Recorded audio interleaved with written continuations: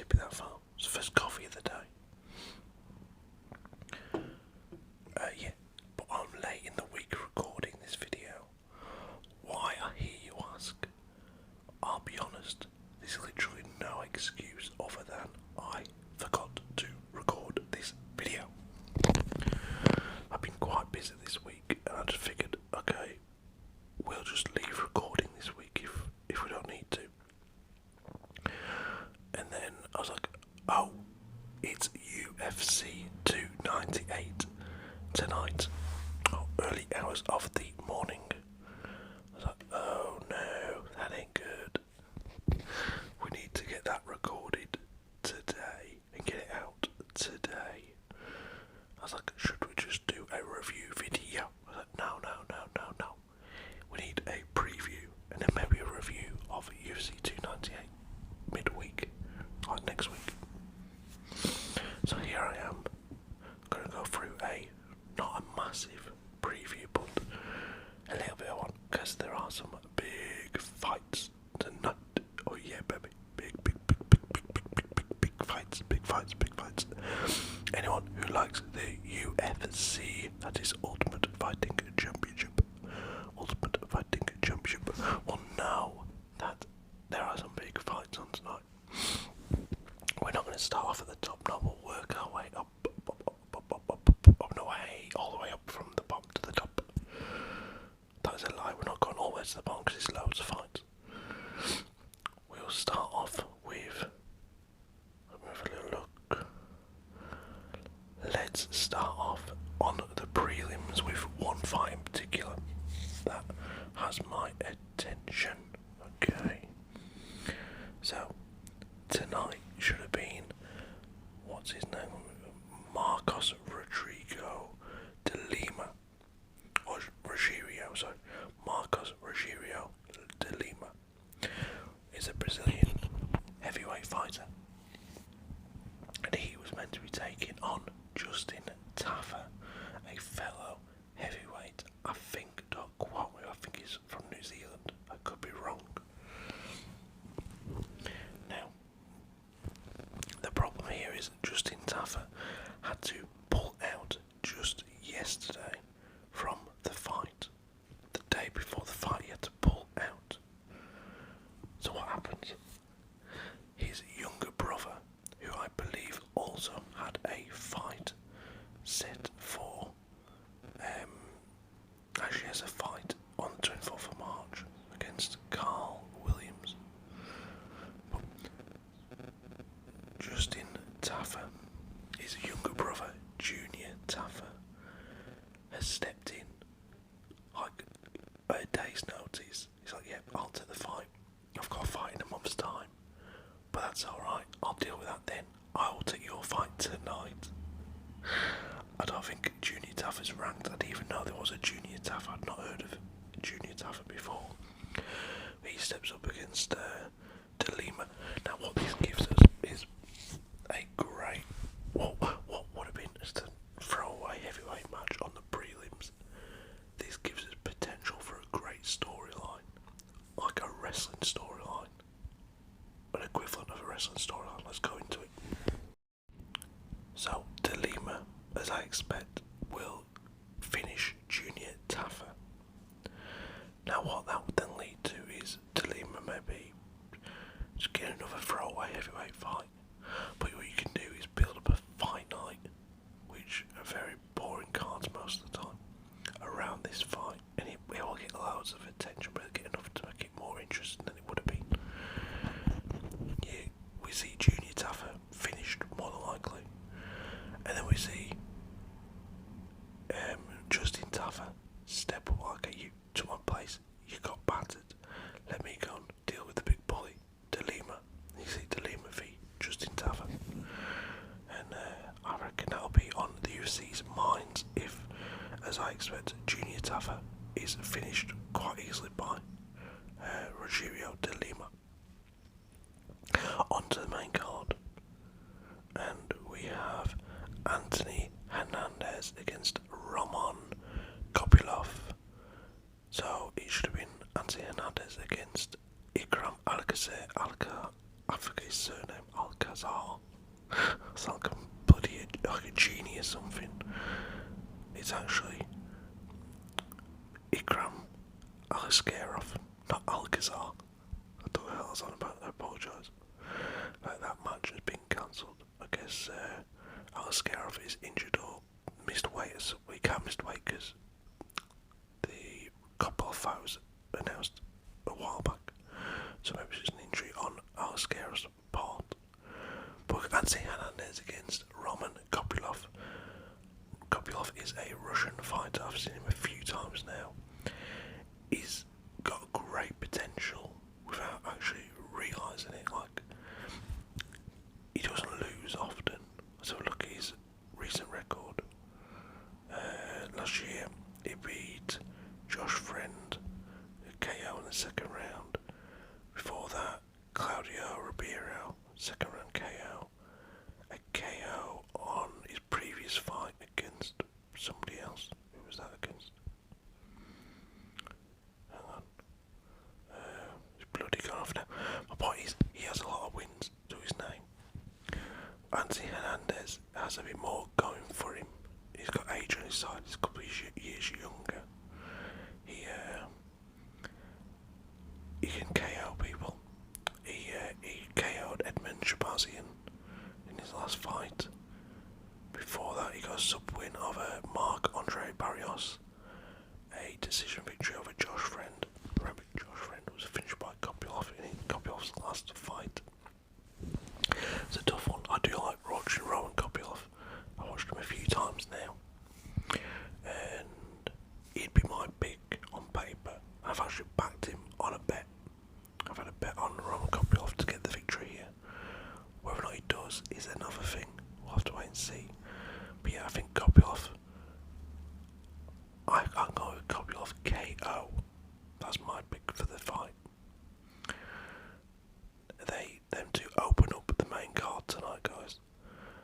After that, we go into Merab Davashvili against Henry Cejudo. King Cringe, as he calls himself. Henry Cejudo. What is he, a triple-time gold medalist at the Olympics? Let's be honest, you do not become a triple-time, a triple gold medalist at the Olympic Games if you ain't bloody good at what you do. He's also a two-time UFC champion, I believe. I'm pretty sure he held 2 titles at once in the UFC. And he was bloody good. But he beat, who did he beat now? Was it Aldo? He beat Aldo, I believe. And then just stepped away. He's like, yep, that's me done, I'm retiring. Taking early retirement too. I don't know what reason for. He's 37 now. I'm pretty sure he retired when he was like 33, 34. Let's have a look. So 2020, Dominic Cruz, that was his last fight before retiring. And then he returned in 23, so 3 years later. And he lost a decision win to Aljamain Sterling. So to be gone for 3 years and make your comeback against Aljo and only lose a decision.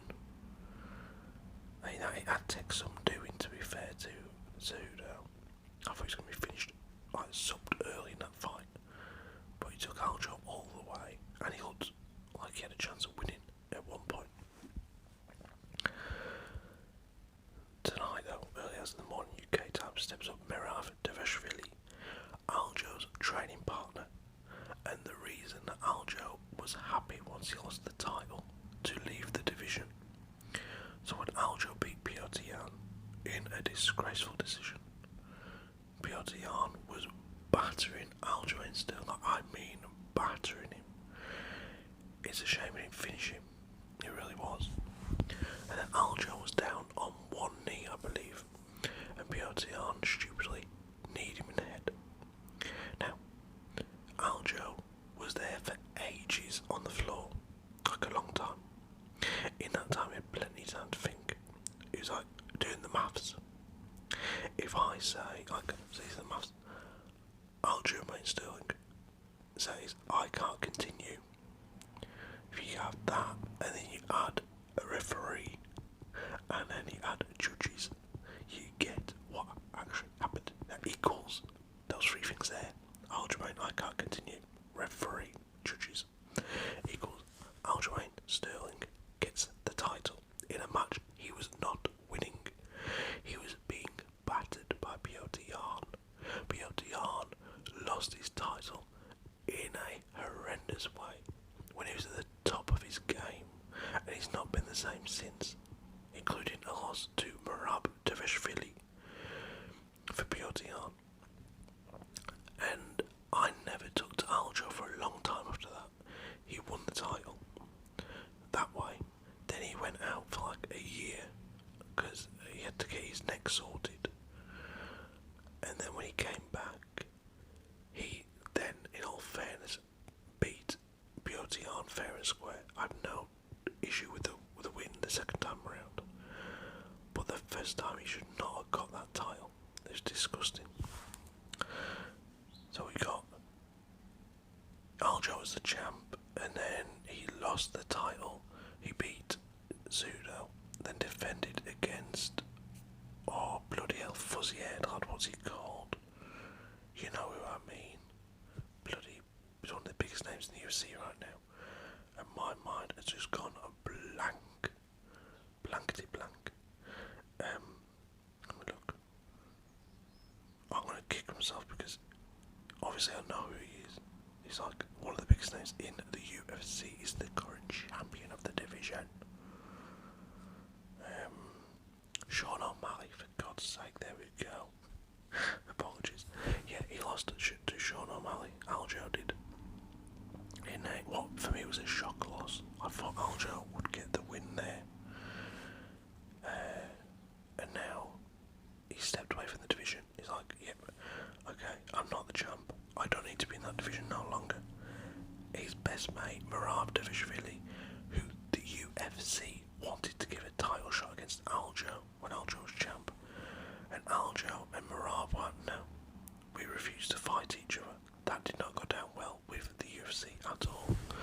So I think ultimately they were happy to get the title off of Aljo. He often said that they weren't very supportive in certain respects, when maybe they could have been. They didn't want to help him. They want to give him time off. They wanted to rush him back for title defences, and that was clearly because he was playing difficult when they wanted him to defend against Merab, and him and Merab were no. So now Aljo's gone out of the division. Merab is up against Henry Cejudo. If he beats him, he probably gets Sean O'Malley for the title. Merab is 33 years old. His last win was against Piotr Jan. He beat him by decision. Before that, he beat Jose Aldo by decision.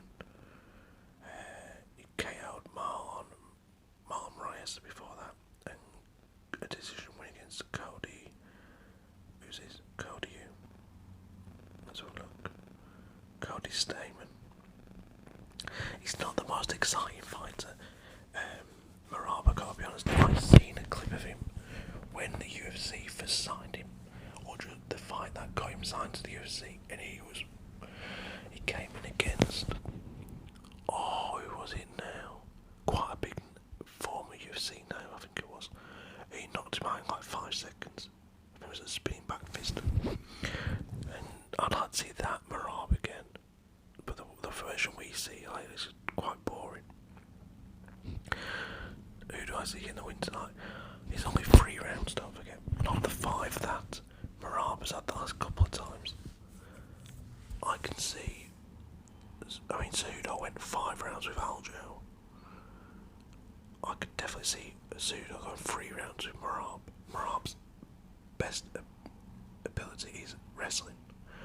What is Henry Cejudo a gold medalist in? It's wrestling.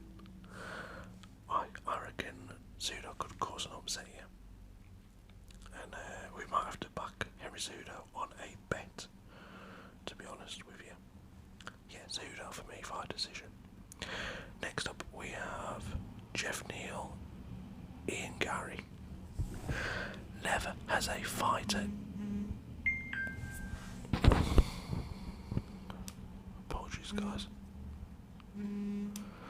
Never has a fighter gone down in my estimation so quick. Not their ability, just likability. So Ian Gary was up here for me. I really like this lad. I thought, what? Yeah, this is a breath of fresh air. I enjoyed watching him fight. I was excited to see him go far in the UFC. Then he starts on this campaign of stupidness, just going out of his way to cause trouble, like serious trouble, like going out and he was fighting Neil Magny, weren't he? And Neil Magny had said something in an interview at some point about how he smacks his kids or something daft like that. I think it was just in jest he said it. And then Ian Gary came on the press conference and said, look at him, he smacks his kids, I'm gonna deal with him, you should never smack your kids, all this stuff. He wouldn't stop going on and on and on about it. And now that Neil Magny's getting divorced, one of the things that's been brought up by his wife's solicitors or whatever is that he smacks the kids. And the Ian Gary quotes or whatever have been used against him. It's like, that's just too much. That's way too far. But then as soon as somebody turns the tables on Ian Gary and starts bringing up the fact that he's married to a woman whose ex-husband lives with them because he's Ian Gary's nutritionist, and people obviously start calling him out about that, Ian Gary all of a sudden doesn't like it. He don't like it when the shoe's on the other foot, so to speak. So yeah, Ian Gary's gone from all the way up there for me to right down there. It's a little bit too cringe, and he can talk the talk, but he can't back up the talk so far. Like, he's being compared to Conor McGregor in terms of the personality he's trying to portray. Conor McGregor would never back down the way Ian Gary has. And like, you know, oh no, you can't say that about me, oh no. Conor would just come back with 10 times worse stuff, to the point where his opponent could not compete on the microphone. Jeff Neal, he's alright, he's a hard fighter, he's a difficult fighter for Ian Gary. Jeff Neal's last fight was against Shavkat. He lost in the third round via submission. Shavkat Rakhmonov, who will be the future champion of the division. He'll be a champ in that division before Ian Gary, put it that way. Jeff Neal, before that, KO'd Vicente Luque in the third round back in 2022. But yeah, I think Ian Gary wins this one. The worst part for Ian Gary with that Neil Magny fight was, for all the stuff he said about Neil Magny, he couldn't finish him. He went to a decision, which didn't make Ian Gary look too good, really. But yeah, Ian Gary gets a win, unfortunately. Next we have Robert Whittaker, Paulo Costa. Paulo and his secret juice. If you know, you know what I'm on about. Robert Whittaker finished in his last fight by DDP. That was shocking to see him get finished, because I've been used to seeing Whittaker, Bobby Knuckles, be like so much, like such a good fighter and such a tough fight for anyone, including Izzy, etc. We've seen him finish by Izzy, don't forget. But then the second time round, he went the distance, didn't he? But to get finished by DDP, who then, in all fairness, went and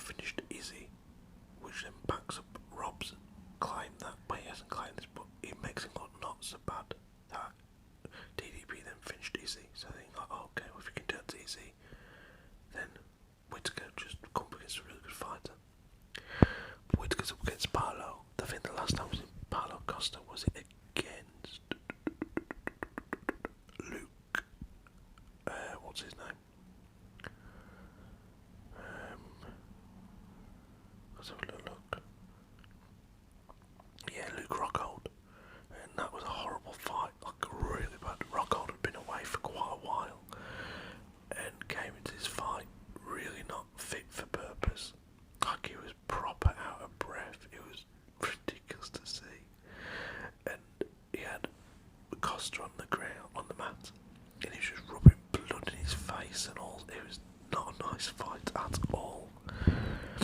That was back in 2022. Costa then had 3 fights cancelled last year.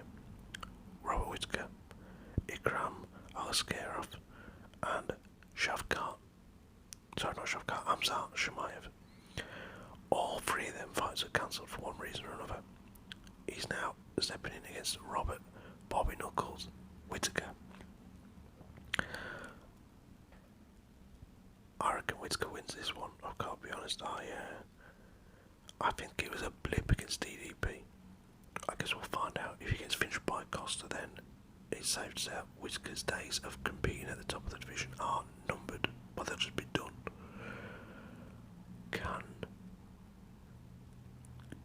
Has Costa got knockout power? When I first used to see him in the UFC, I was like, look at the size of this man. He is huge, like ripped to shreds, like the Hulk. But now he's even more ripped. I was in a picture of him the other day, and he's obviously a lot more mature and older now. Not like back then, he was getting pissed before fights. Like the Easy Fight, apparently got pissed the night before or something or other. I don't know. He couldn't finish Rockhold, which was a strange one. Because Rockhold had been gone for quite a while at that point when he came back for the Costa fight. I think we get a Bobby Knuckles win here. A Bobby Knuckles KO win. That would be my pick. And the main event is Alexander Volkanovski taking on Ilia Topuria. Right, Ilia Topuria is the man, if you remember, who Paddy the Baddy a little while ago was throwing bottles of water in the canteen of the PI or wherever it was. Is the man that Paddy Pimble was trying to get a fight with.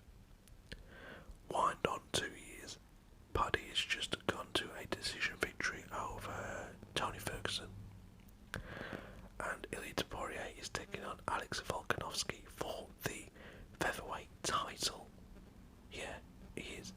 Now, has Ilia done enough to convince me that he's good enough to win this fight? No, he hasn't.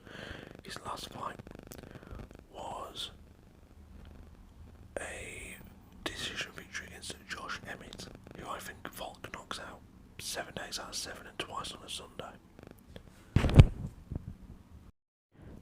Yeah, as I was saying, Volk beats. Who was it on about now? Bloody hell, so I'm all over the shop here. Volk beats. Bloody hell. It's gone off me phone now. The bloke was mentioned anyway, twice on a Sunday and every day in between then. For some reason, it's not showing up who Ilia Topuria beat last year. You know, just mentioned his name. They go Josh Emmett. Yeah. But before that, Ilia's previous fight had been a sub-win over Bryce Mitchell. Not too bad. And a win over Jai Herbert. He's hardly at the level that Volk is at. Volk has just had 2 fights. One of them, I think he won against Islam Makhachev. He had a fight with a Korean Zombie in between there, didn't he, I believe? Let me look. Volk's last few fights, Islam, he got knocked out by him in horrible fashion. Before they beat Yair Rodriguez, he got the decision loss to Islam. Before that, he beat Max. He beat Korean Zombie. Back in 2021, he beat Brian Ortega. In 2020, he beat Max. I think that's when he took the title. Have a little look. Now he took the title back in 2019. He's been fighting Max forever. He beat Jose Aldo before he won the title against Max Holloway. Just the level that Alexander Volkanovski's been fighting at for all these years compared to Ilia Topuria is like miles and miles above. Like, you can't even see Volk if you Ilia Topuria. He's all the